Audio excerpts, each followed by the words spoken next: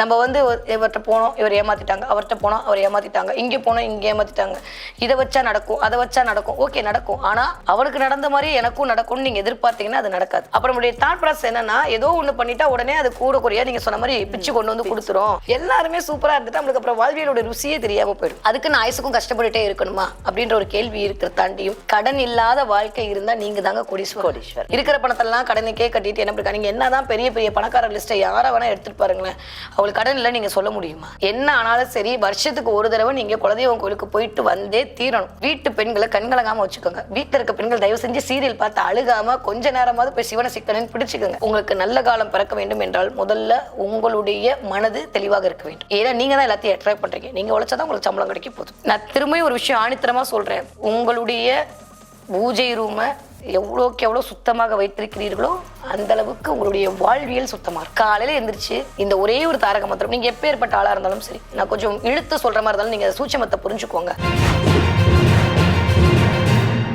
நல்ல காலம் பறக்கிறதுக்கு ஒரே ஒரு விஷயம் என்ன அப்படின்னா, உங்களுக்கு ஒரு குருவோட பிளெஸிங் சூப்பராக இருக்கணும். கோச்சார குரு நல்ல விஷயத்தில் வரும். இந்த வருஷம் எல்லாருக்கும் நல்ல காலம் தான். ஏன்னா 4ஆம் இடத்துல வந்து குரு அமர்ந்து, அதுவும் உச்ச குருவாக அமர்ந்து எல்லா ராசிக்கும் சூப்பர். அதனால இந்த 2026 எல்லாருக்கும் நல்ல காலம் தான். அதை வந்து மாற்றிக்கிறதே கிடையாது. எல்லாருமே சூப்பராக தான் இருக்க போறீங்க. எல்லா காலமும் நல்லா தான் இருக்க போகுது. ஆனால் நம்ம அதை எப்படி கையாளுகிறோம்ன்றது ஒன்று இருக்கு. அந்த கையாளுற மெத்தடுக்கு நம்ம தேவைப்படுறது என்ன அப்படின்னா, கடவுள் மீதான ஒரு நம்பிக்கையும் தேவையில்லாத விமர்சனமும். நம்ம வந்து இவர்கிட்ட போனோம், இவர் ஏமாத்திட்டாங்க, அவர்கிட்ட போனோம், அவர் ஏமாத்திட்டாங்க, இங்கே போனோம், இங்கே ஏமாத்திட்டாங்க, இதை வச்சா நடக்கும், அதை வச்சா நடக்கும். ஓகே, நடக்கும். ஆனா அவருக்கு நடந்த மாதிரி எனக்கும் நடக்கும்னு நீங்க எதிர்பார்த்தீங்கன்னா அது நடக்காது. நான் திரும்ப ஆரம்பத்துல ஒரு விஷயம் தான் சொன்னேன். நான் சின்ன ஒரு எக்ஸ்பீரியன்ஸ்னே சொல்கிறேன். நான் வந்து ஒரு பரிகாரம் சொன்னேன். ஒருத்தருக்கு வேலை கிடச்சிருச்சு. அவர் உடனே அடுத்த நிமிஷம் போகிறாரு, மேடம் வேலை கிடச்சிருச்சு நீங்கள் சொன்ன மாதிரி, சூப்பர்ப்பா, வாழ்த்துக்கள்ப்பா அப்படின்னு போட்டு. அடுத்த நிமிஷம் அவர் வந்து, மேடம் ஆனால் வந்து 12,000 தான் சம்பளம் கூடியிருக்கு, நான் 25,000 சம்பளம் எதிர்பார்த்தேன், இப்போ நான் அந்த கம்பெனியை விட்டுட்டு வேறு கம்பெனிக்கு போட்டான்னு கேட்குறாரு. இதுக்கு நான் என்ன பதில் சொல்றது? இன்னைக்கு உனக்கு 25,000 சம்பளம் கிடையாது, இன்னும் ஒரு 4 வருஷம் ஆகும்பா. 4 வருஷம் நீ வேலை இல்லாமல் இருக்கேன்னா நீ இருந்துக்கோ, எனக்கு ஒன்றும் பிரச்சனை இல்லை. இப்போதைக்கு 12,000 சம்பளத்துக்கு வேலைக்கு போங்க. அப்புறம் நம்மளுடைய தாட் ப்ராசஸ் என்னன்னா, ஏதோ ஒன்று பண்ணிட்டா உடனே அது கூட குறையா நீங்க சொன்ன மாதிரி பிச்சு கொண்டு வந்து கொடுத்துரும். லாட்ரி டிக்கெட் எல்லாரும் விழுந்தா அப்புறம் என்ன பண்றது சொல்லுங்க? லாட்ரி விக்கிறவனுக்கு அது லாஸ் ஆயிடும்ல. கொஞ்சமாவது ஒரு நியாய தர்மம். எல்லாருமே கரெக்டா இருந்துட்டா, கவர்மெண்ட் சொல்ற மாதிரி எப்பதான்டா நாங்க பொண்டாட்டியை போட்டு அடிக்கிறதுன்ற மாதிரி எப்பதான் வந்து எல்லாருமே சூப்பரா இருந்துட்டா நம்மளுக்கு அப்புறம் வாழ்வியலோட ருசியே தெரியாம போயிடும். அதுக்கு நான் ஆயுசுக்கும் கஷ்டப்பட்டுட்டே இருக்கணுமா அப்படின்ற ஒரு கேள்வி இருக்கிற தாண்டியும், கடன் இல்லாத வாழ்க்கை இருந்தா நீங்க தாங்க கோடீஸ்வரர். நீங்க என்னதான் நீங்க போஸ்கார்ல போட்டு நீங்க அதை பார்க்கும்போது உங்களுக்கு அது நல்ல கிழமை தெரியும். ஆனா அவர் 300 கோடி கடன் கட்டிட்டு இருப்பாரு. இருக்கிற பணத்தெல்லாம் கடனுக்கே கட்டிட்டு என்ன பண்ணி, நீங்க என்னதான் பெரிய பெரிய பணக்கார லிஸ்ட்டை யாரா வேணா எடுத்துட்டு பாருங்களேன், அவங்களுக்கு கடன் இல்லை நீங்க சொல்ல முடியுமா? வாய்ப்பே இல்லை, முடியாது. கடன்ல வாங்கி ஊருக்கு பகட்டா காட்டி அதை பார்த்து நீங்க ஏமாந்து போய் எனக்கு நல்ல காலம் வரணும்னு வருத்தப்பட்டு, இதோட ஒரு பெரிய முட்டாள்தனம் ஏதாவது ஒன்று இருக்குமா? 1ஆம் கிளாஸ் பிள்ளை வந்து எப்படி PhD படிச்சு நான் டாக்டர் பட்டம் வாங்கலான்னு சொல்லி அழுகுதோ அந்த மாதிரியான ஒரு குழந்தைத்தனமான ஒரு அபத்தமா இருக்குமே தவிர மற்றபடி வரல. எல்லாருக்குமே எல்லாமே நல்ல காலம் தான். நீங்க நல்ல காலம் என்பது உங்களுடைய குலதெய்வம் உங்களுக்கு அருள் புரிஞ்சிருக்கணும். உங்களுடைய இஷ்ட தெய்வத்துக்கு உங்க குலதெய்வம் பண்ணுமா நான் பாத்துக்கிறேன்னு சொல்லியிருக்கணும். முதல்ல நீங்க உங்க வீட்டுல இருக்கிற பெண்களை மதிக்க தெரிஞ்சிருக்கணும். எந்த வீட்டுல பெண்கள் மதிக்கப்படுறாங்களோ அந்த வீட்டுல சத்தியமா நல்ல காலம் பிறக்குங்க. நீங்க என்ன வேணா சொல்லிட்டு போங்க. நீங்க வந்து அது திமிரு பிடிச்ச பொண்ணா இருக்கு, இல்ல ஏமாளி பொண்ணு, என்ன வேணா இருந்துட்டு போகுது. அந்த பெண் உரிமை, பெண் தனம், அதெல்லாம் நான் பேசவே வரல. நிஜமாவே எந்த வீட்டுல எந்த பொண் கண் கசங்காம இருக்காளோ அந்த வீட்டுல கண்டிப்பாக மகாலட்சுமி குடியேறுவாள். நீங்க தாற்பயமே அதுதான் சொல்லுது. எந்த வீட்டுல எந்த பெண் கண் கசக்கிட்டு இருக்காளோ நீங்க கோடி கோடியா வச்சிருந்தாலுமே உங்களால் நிம்மதியா இருக்க முடியாது. அப்ப நிம்மதி என்பது ஏன் பெண்ணிடத்துல இருந்து வருகிறதுன்னா, அவதான் அந்த வீட்டோட ஆக்கசக்தியா இருக்கா. எல்லாருமே நல்லா இருக்கும்னு நினைக்கக்கூடிய ஒரு ஆளா அந்த வீட்டு பெண் தான் இருப்பா. அது நீங்க வேலைக்கு போற பெண்ணா இருந்தாலும் சரி, நீங்க குடும்பத்துல இருக்க பெண்ணா, உங்களோட அம்மாவா இருந்தாலும் சரி, உடனே அதை பொண்டாட்டின்ற கான்செப்ட்லேயே கொண்டு போகாதீங்க. உங்க அம்மாவும் பெண் தானே, உங்க பொண்ணும் பெண் தானே. அப்ப அதனாலதான் பெண் குழந்தைங்க இருக்கிற வீடு தானா தேவதை பிறந்துட்டாலாம் தான் கேட்பேன். கேட்கும்போது பொண்ணு பிறந்துச்சு மேடம், தேவதை பிறந்திருக்கான்னு சொல்லுங்க அப்படின்னு சொல்லுவேன். ஏன்னா ஒரு வாழ்வியலோட ஒரு ஏஞ்சல் வந்து உங்க கையில இருக்கு. அப்ப நீங்க பெண்களை நேசிக்க ஆரம்பிச்சிட்டீங்க, பெண்களை மதிக்க ஆரம்பிச்சிட்டீங்க, பெண்களை கொண்டாட ஆரம்பிச்சிட்டீங்க. அதை தாண்டியும் இன்னைக்கு இருக்கக்கூடிய சமுதாயத்துல நீங்க என்னதான் ஃபெமினிசம் பேசினாலும் சரி, நீ விளக்கேத்தலாம் நான் விளக்கேற்றக்கூடாதான்னு என்னதான் விதண்டாவாதம் செஞ்சாலும் சரி, தயவு செஞ்சு பெண்களே 6 மணிக்கு வந்து வீட்டுல விளக்கேத்துனீங்கன்னா அந்த வீடு நல்லா இருக்கும். நீங்க எவ்வளவு வேலை வேலைக்கு போங்க, 8 மணிக்கு வந்து ஏத்துங்க. உங்க வீட்டு சாமியாச்சு நீங்களாச்சு. நான் திரும்பவும் சொல்ற மாதிரி கடவுள்கிட்ட எல்லாம் போய் சண்டை போடணும். புருஷன்ட்ட போடுறீங்க, புள்ளைகிட்ட போடுறீங்க, பக்கத்து வீட்டுக்காரங்கிட்ட போடுறீங்க, கடவுள்கிட்ட மட்டும் ஏன் போட மாட்டேன், எனக்கு இது கொடுத்துதான் ஆகுன்னு சொல்லி சிக்கனை பிடித்தேன்னு சொல்லுவார் மாணிக்க வாசகர். சிக்கனை பிடிக்க கண்டுதான் சிவபெருமானோட காட்சியே கிடைச்சது. நீங்க எவ்வளவு தூரம் சிக்கனை பிடிச்சிருக்கீங்க கடவுள்ன்றது ஒரு கொஸ்டின் மார்க் இருக்கு. அது எதுவுமே பண்ணாம எனக்கு கூரையை பிடிச்சிட்டு வரணும். நான் வந்து இன்னைக்கு நிறைய பேர் கீழே கமெண்ட்ல போடுவாங்க சிம்மராசி ஓகோன்னு சொன்னீங்க. சில பேர் ஆமாம் போடுவாங்க, சில பேர் இல்லைன்னு போடுவாங்க.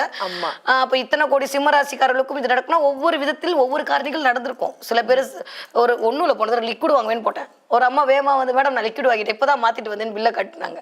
இன்னொருத்தரே நீங்க ஏமாத்துறீங்க இதெல்லாம் உருட்டுறீங்கன்னு கீழே போட்டாரு. அப்ப லிக்விட் வாங்கினது பொய் கிடையாது, இவருக்கும் அது நடக்காம இருந்தது உண்மை. அப்போ உங்களுக்கு எது நடக்க வேண்டுமோ அது நடக்கும். ஆனா அந்த நடக்க வேண்டியது தடையில்லாமல் நடக்கிறதுனால உங்களுக்கு நல்ல காலம் பிறந்துச்சு நடத்தும். கிளியர்? அப்ப இந்த கான்செப்ட் தான் நம்ம புரிஞ்சுக்கணும். அப்ப நடக்க வேண்டியது எனக்கு தடை இல்லாம நடந்தாதான் எனக்கு நல்ல காலம் பிறக்கல. அப்ப தடை இல்லாம நடக்கிறதுக்கு நான் என்ன பண்ணணும்? முதல்ல உங்க வீட்டு தெய்வத்தை கும்பிடணும். என்ன ஆனாலும் சரி வருஷத்துக்கு ஒரு தடவை நீங்க குலதெய்வம் கோயிலுக்கு போயிட்டு வந்தே தீரணும். இதெல்லாம் வந்து ரூல் நம்பர் 1. இதெல்லாம் நீங்க பண்ணாம ABCD எழுதுனாதான் நீங்க வந்து எஸ்ஸை எழுத முடியும். நீங்க சும்மா வந்து எதுவுமே பண்ணாம இங்க உட்காந்துட்டு வரும்னா உங்க குலதெய்வம் கொடுக்காம உங்களுக்கு வேற எந்த தெய்வமும் கொடுக்க போறதே கிடையாது. அதை தாண்டி உங்களுக்கு வீட்டுக்குன்னு ஒவ்வொரு வீட்டுக்குன்னு ஒரு தெய்வங்கள் உரையும். அது உங்க இஷ்ட தெய்வம். நீங்க பூஜை பண்ண அந்த படத்துல ஆகர்ஷணமாகி உரைவாங்க. அந்த தெய்வத்துக்கு முதல்ல வந்து நமஸ்காரம் பண்ணுங்க. வீட்டு பெண்களை கண்கலங்காம வச்சுக்கோங்க. வீட்டுல இருக்க பெண்கள் தயவு செஞ்சு சீரியல் பார்த்து அழுகாம கொஞ்ச நேரமாவது போய் சிவனை சிக்கனன்னு பிடிச்சுக்கோங்க. இதெல்லாம் பண்ணும்போது நம்ம நல்லா இருந்தோம் மேம். நம்ம முதல்ல எல்லாம் பண்டிகை அவ்வளவு நல்லா கொண்டாடணும். பொங்கல் வந்தாலே கலகலப்பா 4 நாள் பண்டிகை, 4 நாள் பண்டிகையா இருக்கும். அப்படியே மனசுக்குள்ள ஒரு பட்டாம்பூச்சி பறக்கும். இந்த ஃபங்க்ஷன் நம்மளுக்குலாம் எனக்கு தெரிஞ்சு 90s கிட்ஸுக்குலாம் அந்த நேரத்துல தான் ட்ரெஸ் எடுத்து கொடுப்பாங்க. அதனால அதோட வேல்யூ தெரிஞ்சது. அப்போ பொங்கல் வந்து நம்மளுக்கு ட்ரெஸ் கிடைக்கும். அப்போ ஏதோ ஒரு எக்ஸ்பெக்டேஷன், ஏதோ ஒரு கிஃப்ட், இதெல்லாம் வரும்போது சேர்ந்து அந்த பண்டிகை நம்ம இன்னும் கொஞ்சம் கொண்டாடணும். அந்த தெய்வங்களை நாம் கொண்டாடணும். நல்லா இருந்தது. இப்போ ஆஃபர் போட்டாலும் நம்ம போய் வாங்குறோம். மாசத்துக்கு ஒரு ட்ரெஸ் வாங்குறோம். பொங்கலும் போச்சு, நம்மளுக்கு இஎம்ஐயும் போச்சு, ராகுதான் ஆக்டிவேட் ஆகி கிரெடிட் கார்டில் பில்லு கட்டிட்டு உட்காந்துருக்கும். அப்போ எங்க எதை பண்ணணுன்ற ஒரு கிளாரிட்டி வந்துட்டாலே முதல்ல சரியா போயிடும். காலையில எந்திரிச்சு இந்த ஒரே ஒரு தாரக மந்திரம், நீங்க எப்பேற்பட்ட ஆளா இருந்தாலும் சரி, நான் கொஞ்சம் இழுத்து சொல்ற மாதிரி இருந்தாலும் நீங்க சூட்சமத்தை புரிஞ்சுக்கோங்க. உங்களுக்கு நல்ல காலம் பிறக்க வேண்டும் என்றால் முதல்ல உங்களுடைய மனது தெளிவாக இருக்க வேண்டும். ஏன்னா நீங்க தான் எல்லாத்தையும் அட்ராக்ட் பண்றீங்க. நீங்க உழைச்சாதான் உங்களுக்கு சம்பளம் கிடைக்க போகுது. நீங்க உழைச்சா சம்பளம் கிடைக்கும் நான் சொன்னாலும் நீங்க போய் ஆஃபீஸ்ல வேலை பார்த்து கையெழுத்து போட்டு தான் உங்களுக்கு காசு கிடைக்க போகுது. அப்ப அதுவே இங்க தடுமாற்றமா இருக்கும்போது அது சரி பண்றதுதான் ஒரு ஜோதிடரோட வேலை. கிளியர்? அப்போ ஒண்ணும் இல்ல, நான் ஏற்கனவே சொல்லிட்டே இருக்கிற மாதிரி இந்த கிளீம் அப்படின்ற ஒரு சத்தம், கிளீம் அந்த கிளீம் அப்படின்ற சத்தம் குதிரை கணைக்கும் போது வரக்கூடிய சத்தம். குதிரை எப்ப கணைக்கும்? தன்னுடைய பலாக்கிரமத்தை காட்டும் போது கணைக்கும். இல்லாட்டி எங்கேயாவது மாட்டிக்கிட்டோம் அதுல இருந்து மீளும் போது அந்த சத்தத்தை வெளிப்படுத்தும். அப்ப கிளீம் கிளீம் கிளீம்னு சொல்லும் போது உங்களுக்குள்ள ஒரு அதிர்வு ஏற்படும். இந்த அதிர்வு உங்களுடைய மூலாதாரத்தை இயக்கும். இந்த மூலாதாரம் உங்களுடைய கனவுகளை உங்க முன்னாடி கொண்டு வந்து நிப்பாட்டும். அப்ப ஓம் கிளீம், அது முருகாவா இருந்தாலும் நீங்க முருகா போட்டுக்கோங்க, கணபதியா இருந்தா நீங்க கணபதி போட்டுக்கோங்க, அம்பாலா இருந்தா அம்பிகையை போட்டுக்கோங்க. இந்த கிளீம் கிளீம் கிளீம் கிளீம் கிளீம் இயக்க இயக்க இயக்க உங்களுக்குள் ஒரு பிளட் சர்க்குலேஷன் அப்படியே அதிகரிச்சுட்டே இருக்கும். அது ஆட்டோமேட்டிக்கா உங்க மைண்ட்ல போயிட்டு இதை பண்ணணும்ன்ற உத்வேகத்தை கொடுக்கும். இந்த உத்வேகம் உங்களுக்கு கிடைச்சிருச்சுனாலே உங்களுக்கு அந்த நாள் நல்ல நாள் தான். அதனால நல்ல காலம் பிறப்பதற்கு உங்களுக்கான தடையை விளக்குவதற்கு பிள்ளையாருடைய இந்த கிளீம் மந்திரத்தை நீங்க சொன்னாலே மோர் தென் எனஃப். 21 தடவை சொன்னீங்களா? ரொம்ப சந்தோஷம். ஓம் கிளீம் கணபதியே நமக. அவ்வளவுதான். இதை மட்டும் நீங்க சொல்லிட்டு 21 தடவை போனீங்கன்னா எப்பேற்பட்ட தடையா இருந்தாலும் உங்களுக்கு போயிடும். எல்லா நாளுமே உங்களுக்கு நல்ல நாளாக மட்டும்தான் அமையும். அதை தாண்டியும் நல்ல நாளாக அமையணும் உங்களுக்கு விதி இருந்துட்டா இந்த கிளீம் மந்திரம் கூட தேவைப்படாது. அதனால நீங்க முதல்ல உங்களை நம்புங்க. நீங்க கும்புற நம்பிக்கையை நம்புங்க. உங்க வீட்டு பெண்களை மதிங்க, கூட இருக்கவங்கள மதிங்க, யாருக்கும் கெடுதல் பண்ணாம இருங்க. ஆட்டோமேட்டிக்கா உங்களுக்கு நல்லது வரதான் போகுது. அதை யாரும் எதுவுமே தடுக்க முடியாது. நான் திரும்பியும் ஒரு விஷயம் ஆணித்தரமா சொல்றேன். நீங்க உங்களுடைய பூஜை ரூமை எவ்வளோக்கு எவ்வளோ சுத்தமாக வைத்திருக்கிறீர்களோ அந்த அளவுக்கு உங்களுடைய வாழ்வியல் சுத்தமா இருக்கும். இது நீங்க ஆணித்தரமா நீங்க கோடு போட்டு வச்சுக்கலாம். நிறைய வீட்டுல பாத்தீங்கன்னா அப்படியே ஊதுபத்தி எல்லாம் கொட்டி அப்படியே அது கிடக்கும். அப்படியே காஞ்சி போன எலுமிச்சம்பழம் கிடக்கும், காஞ்சி போன பூ கிடக்கும். சாமி கொடுக்கலன்னா சாமி என்னையே நீ கவனிக்க மாட்டேன், நான் எப்படி உனக்கு கவனிக்கணும்னு கேட்குமா? கேட்காதா? நீங்க மட்டும் கடவுள்கிட்ட போய் உட்காந்து 100 ரூபாயை கொடுத்து அப்பா அப்பா அப்பான்னீங்கன்னா அவர் வந்து இத்தனை பேரை மேய்க்கிறாரு. அவர் எவ்வளவு பெரிய ஆளா இருப்பாரு.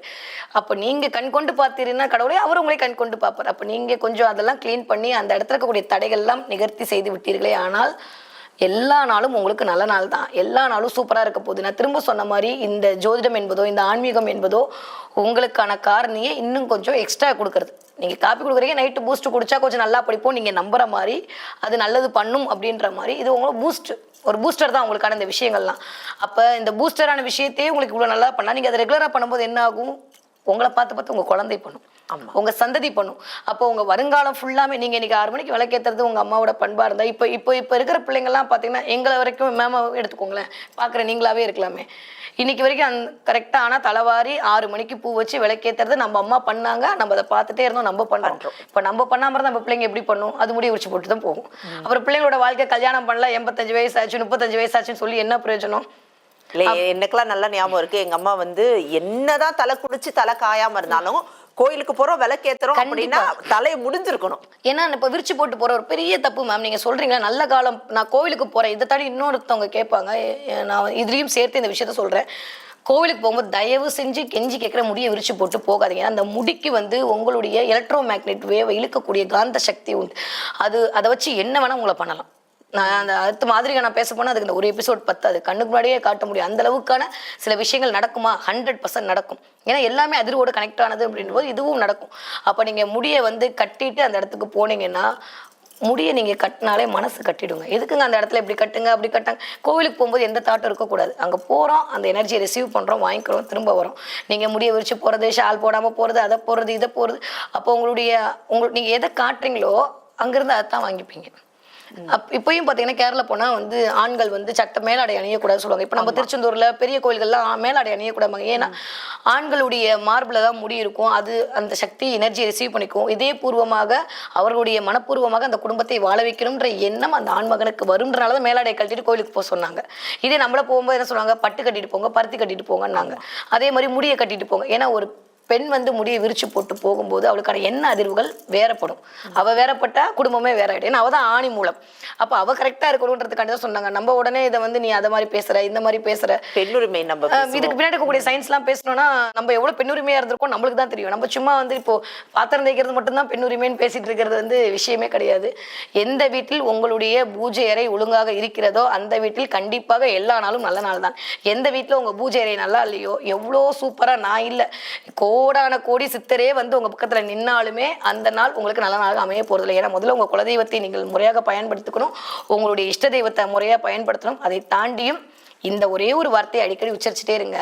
ஓம் க்ளீம் கணபதியே நமக்கு. உங்களுக்கு இருக்கக்கூடிய எல்லா விதமான தடையிலும் வாழ்வியல்ல வந்து அப்படி டக்கு டக்கு டக்குன்னு போயிட்டு எல்லா நாளும் நல்ல நாள் ஆயிடும். நம்மளுக்கே ஒரு நாள் மட்டும் வாழ்க்கை எல்லாம் நல்ல நாள் தான்.